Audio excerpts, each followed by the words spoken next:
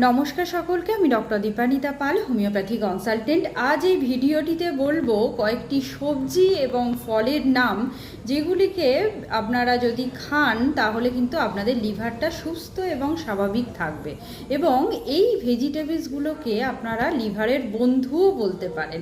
Number 1 হচ্ছে অবশ্যই beetroot. বিটরুটের juice করে আপনারা খেতে পারেন, আবার বিটরুট আপনারা হোল খেতে পারেন। যারা বয়স্ক এবং বাচ্চা আছেন তাদের ক্ষেত্রে বলবো, যেহেতু এটা বেশি পরিমাণে ফাইবার আছে, তাদের কিন্তু যদি আপনারা হোল বিটরুট খান সেক্ষেত্রে আপনাদের হজমের সমস্যা হতে পারে, তাই আপনারা চেষ্টা করবেন বিটরুটের জুস খাওয়ার।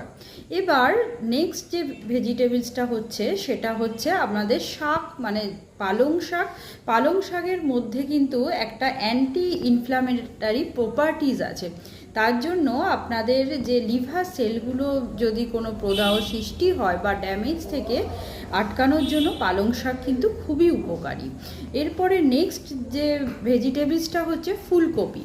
ফুলকপি যদি আপনারা বেশি পরিমাণে খান তাহলে অনেকেরই দেখা যায় গ্যাসের সমস্যা হতে পারে, কিন্তু আপনারা যদি কম পরিমাণে খান তার কিন্তু বেনিফিটস অনেক আছে।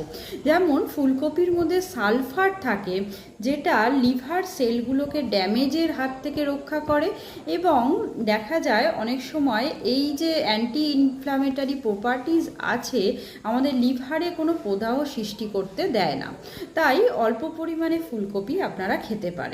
এরপরে নেক্সট যে ভেজিটেবলসটা হচ্ছে সেটা হচ্ছে ব্রকলি।